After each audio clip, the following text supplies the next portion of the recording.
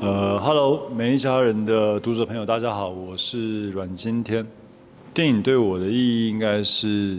一段时间、一个时期、一个时代的记载。真心话吗？我觉得应该是每一个喜欢拍电影的人，每一个喜欢，应该不是说喜欢，而是被影像记录起来的人，他的心里话。因为很多时候，他并不是很多的情绪，它并不是那么直接、快速的可以反映在这个上面。更多的时候，你应该是孤独的；更多的时候，我们是独处的，在独处的当下。好好感受这个世界带给你的任何东西，无论是善意跟恶意。我觉得这个是，也许是这个10年给我的最大的一个感受。我其实选这3个是有原因的，不是因为我选了《艋舺》《暴走神探》跟《周处除三害》。我选这3个电影是因为他们3个是一起的。《暴走神探》比较特别，就是因为它卖的非常差，它大概卖个几十万港币而已，所以很少人知道。但对我来讲，是一个很特别的作品。我这样讲好了，应该说，因为艋舺的关系，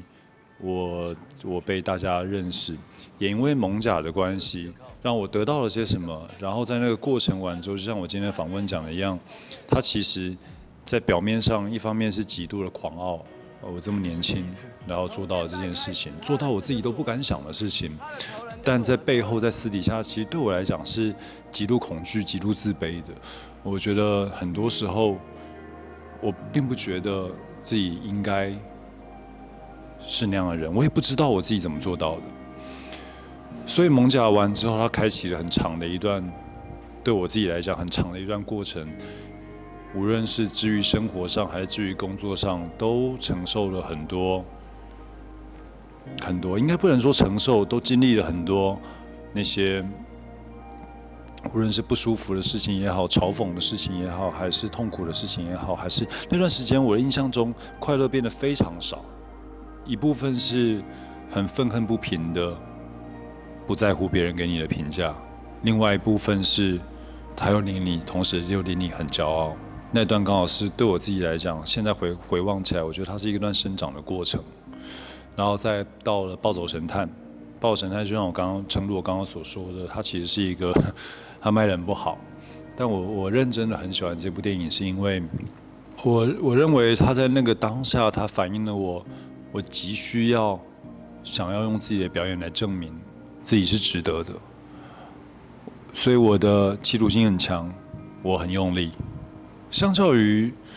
就是这份企图心跟用力，它所呈现的就是它并不如我预期的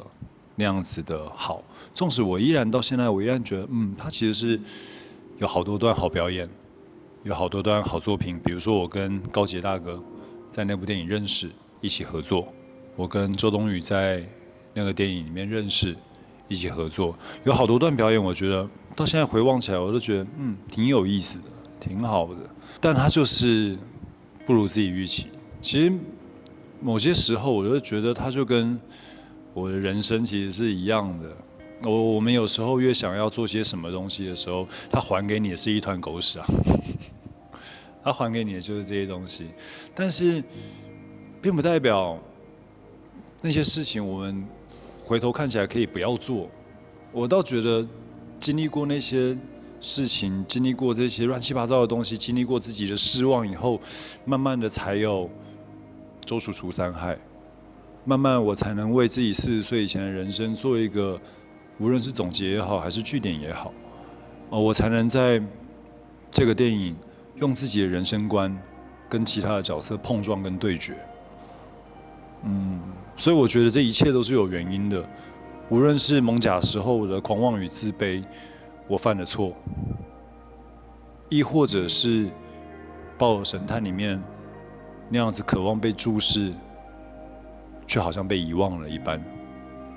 然后再到周处除三害，好像对大家来说是一个重新回到大家视野的一个作品，可是对我来说，其实我一直在那个底层里面摸爬滚打，然后每天在为自己的存在而困扰着。心想我到底是谁啊？我到底在做些什么啊？我到底想做些什么？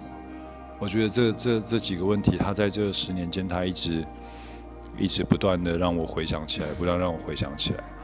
也导致了后来走入除三害里面，我可以有对某些事情是想法不同于以往的。我不能说自己进步了，而是也许我有一些新的答案。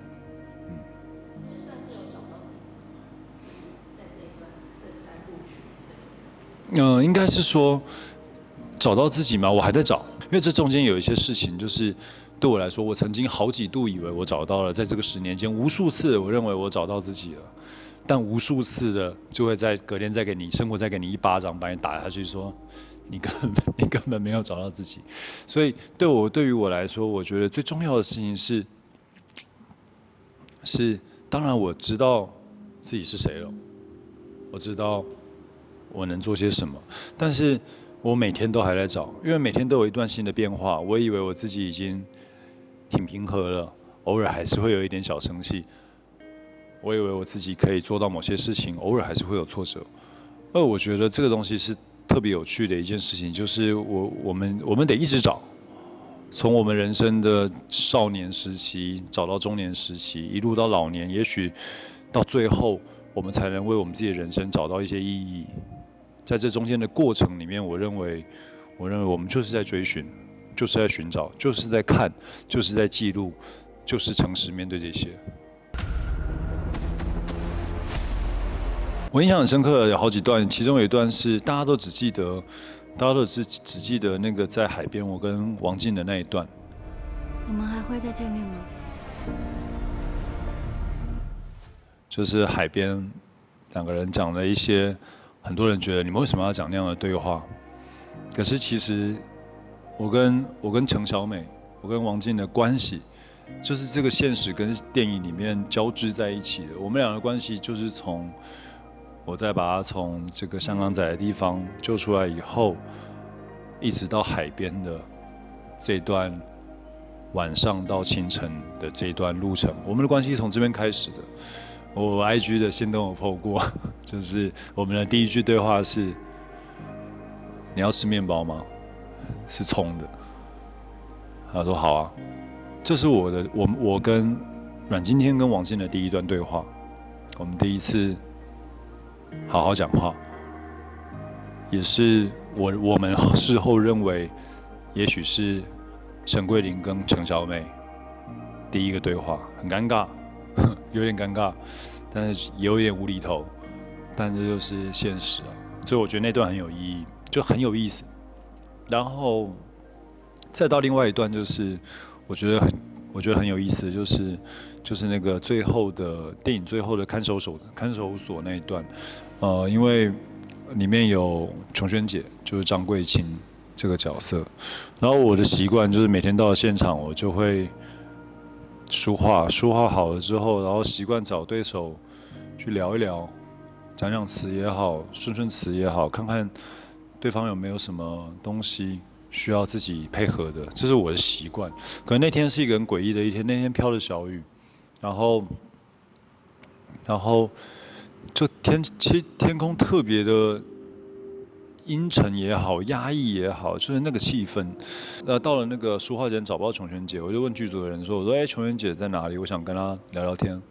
然后他说：“哦，她在现场。”他说：“等她到现场你们再聊吧。”我说：“好。”然后就开始准备自己的工作，进入到那个情绪里面。那当我慢慢的走到现场的时候，我看到她就在人群里面，然后绑了头巾，戴了帽子。然后，因为好多人走来走去，工作人员在忙着，我也不好过去跟他讲什么，然后又希望自己能够 hold 在那个情绪里面，所以也就没有再多说些什么。一直到正式那个戏开始的时候，然后我戴着脚镣，靠着手铐，慢慢的走进去的时候，打开那个门，看到那个谢琼轩。在里面的时候，我好像看不到谢琼轩，我看到了一个张桂清，真真实实的张桂清坐在那边。他为了那场戏，把他自己的头发剃了，而只是为了那场戏而已。我看到我看到那个狗啃头的时候，对我来讲，心中的无论是疑惑、困惑，觉得荒谬，所有的情绪都在那一眼里面包含在里面了。我也不明白为什么会这个样子，我也不明白我们的怎么会把人生跟那个戏里面的状态交织在一起。然后我记得我甚至有点愤怒哦，我甚至在那个镜头里面其实是有一点生气的。然后，所以我当戏里面的台词里面讲到说这个是一个最有价值的谎言的时候，的确，张贵卿做了一个最有价值的谎言，之于陈桂林；谢琼轩做了一个最有价值的谎言，之于阮经天。我觉得这个谎言很屌，真的很屌。然后我渴望也期许自己可以往这个目标往前走。我希望我自己有朝一日可以成为这样的对手跟前辈。他为了电影，那可以说是付出了一切。大家看到的只是头发，可对我来讲，他付出了所有事情。